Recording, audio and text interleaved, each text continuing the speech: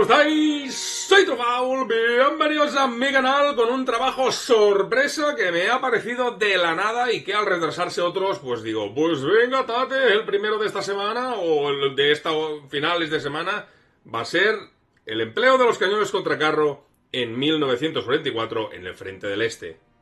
Como todos ya sabéis, el escenario de la guerra de la Unión Soviética fue, sin lugar a dudas, de una ferocidad e intensidad increíble y de proporciones descomunales. Si en los primeros compases de la Operación Barbarroja los alemanes se habían paseado literalmente destruyendo ejércitos enteros y capturando centenares de miles de prisioneros, carros de combate, equipamiento y destruido miles de aviones en tierra y en el aire, en 1944 todo iba a ser absolutamente distinto. Desde este momento, el ejército alemán está luchando por la supervivencia. Lucha desesperadamente en una fútil resistencia para sobrevivir a los ataques en masa de aviones, artillería y, sobre todo, de centenares y centenares de nuevos carros de combate soviéticos. Y esta situación ya en 1944 haría cambiar completamente lo que se conocen como las tácticas contracarro o anticarro usadas por alemanes y soviéticos respecto, lógicamente, a 1940.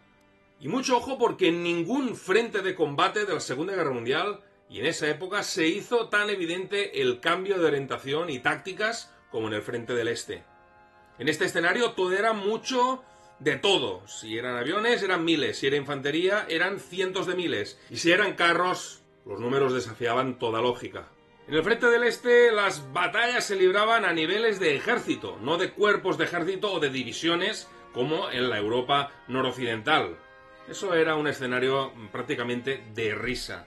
En el año 1944 los alemanes ya estaban muy presionados de manera constante por las ofensivas soviéticas de todo tipo y tamaño que se producían cada vez más cerca de las fronteras del Reich. La única ventaja de la que disponían los alemanes es que en gran parte del frente en el que se estaban desarrollando en ese momento los combates eran espacios relativamente llanos y despejados, por lo que los cañones contracarro podían ser usados de manera muy efectiva incluso a distancias de más de 2000 metros. Como ya podréis imaginar, los 88 con sus diferentes variables fueron los protagonistas indiscutibles, pero los Flak 18, 36, 38 de 88 milímetros y los más específicos PaK 43, 43, 41 de 88 milímetros fueron armas terribles y temibles para las tripulaciones de los carros de combate soviéticos. Y lo que está claro es que estos cañones tan poderosos, tan importantes para poder destruir los carros de combate soviéticos más grandes, era imposible desplegarlos de una manera efectiva, ya que se necesitaban en todos los sitios. A falta de los 88 también se podían encontrar de manera más fácil los PaK 40 de 75 milímetros o la versión transformada PaK 36R de 76,2 milímetros de origen soviético. Sí, de origen soviético. A estas alturas de la guerra, lo que está muy claro es que el ejército alemán ya no podía escoger el material que les iba a llegar, y mucho menos los repuestos o cubrir los repuestos que necesitaban.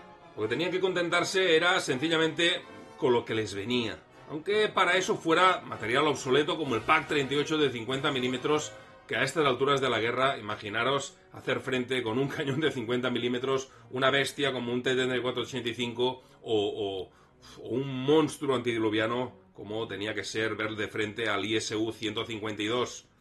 Como es lógico, los cañones de más calibre se utilizaban para frenar las embestidas acorazadas soviéticas a más distancia y normalmente se emplearon en secciones o en baterías completas de 12 piezas, que podían además concentrar muchísimo el tiro sobre objetos específicos. Se instaló un sistema muy eficaz que se trataba que una sola central de tiro mandara los blancos a batir.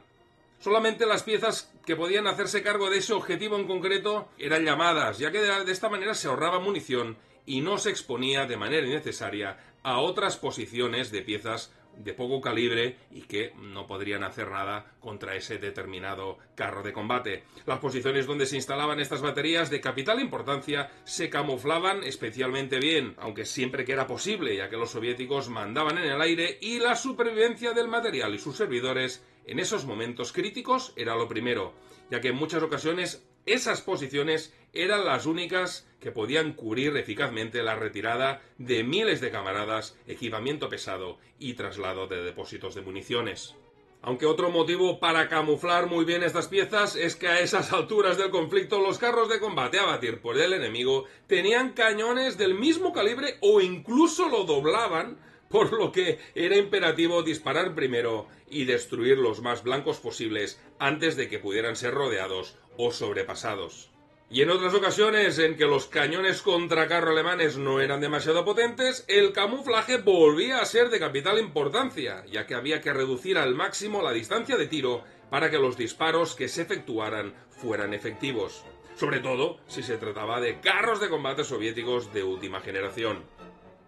Como podéis imaginar, los servidores de estas piezas debían poseer nervios de acero para poder abrir fuego contra el enemigo en el último momento, ser expertos en el camuflaje para proteger su pieza y estar muy bien mandados para saber en qué momento era el más propicio para reagruparse o retirarse a la siguiente posición defensiva si la situación se ponía demasiado fea.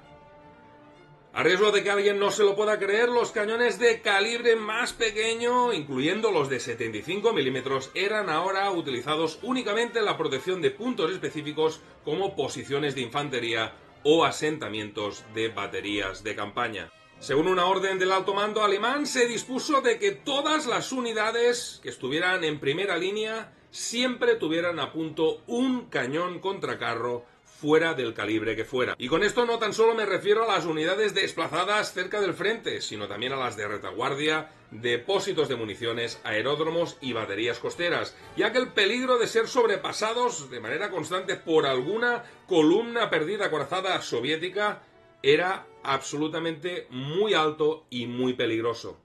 En cambio, si hablamos de los soviéticos, el principal criterio que se seguía a la hora de establecer sus defensas contra carro era extremadamente simple. Es que, de verdad, que os vais a reír y todo, porque a partir de 1942, todos los cañones de 45 milímetros y los de 57 milímetros ya demostraban poseer poca o nula utilidad en su cometido contra los modernos carros alemanes. Y al contrario de lo que cabía pensar, los soviéticos hicieron algo absolutamente increíble que después los alemanes no entendían. Y es que no retiraron ninguno del frente, ni uno solo.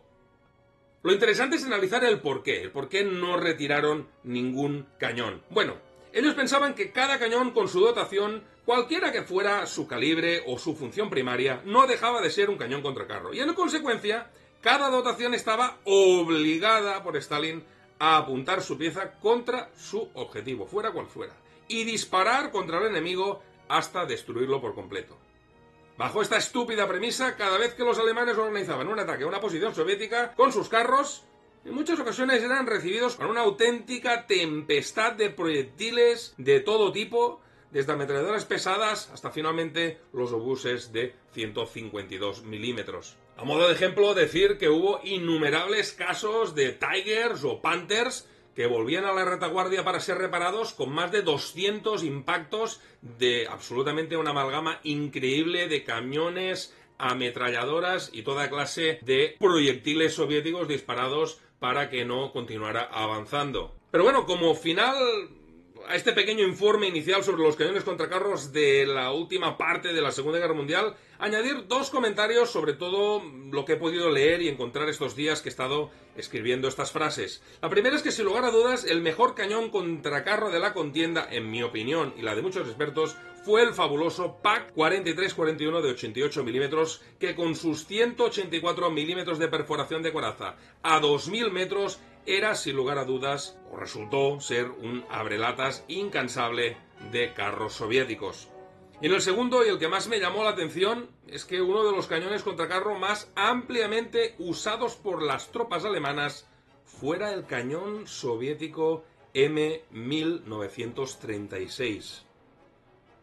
Ahora es cuando me preguntáis, ¿y eso por qué?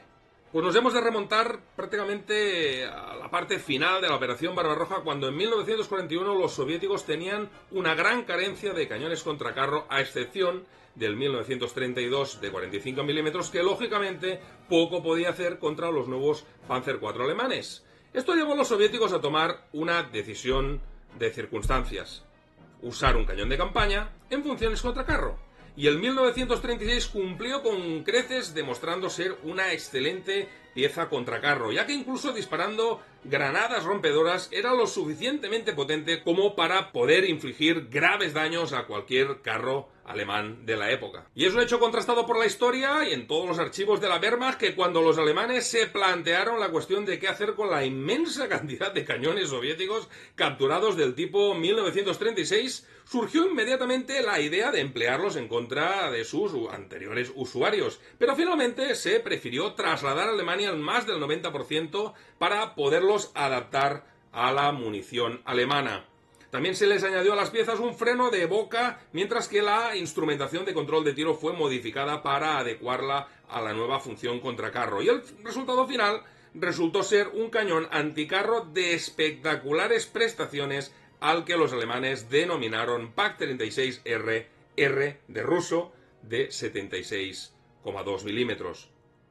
Luchó en todos los frentes, incluyendo el norte de África con el DAK, donde sus impresionantes prestaciones contra carro fueron un verdadero dolor de cabeza para todos los carros de combate aliados. Pero bueno, si otro día os interesa, os puedo hablar de cañones anticarros de la contienda, como el famoso cañón ordenanza de 17 libras inglés, el PaK-40 alemán o el norteamericano M5 de 76,2 milímetros. Espero, como siempre, que os haya gustado y nos vemos muy pronto, sedme fieles. ¡Hasta luego, nenes! ¡Chao, chao!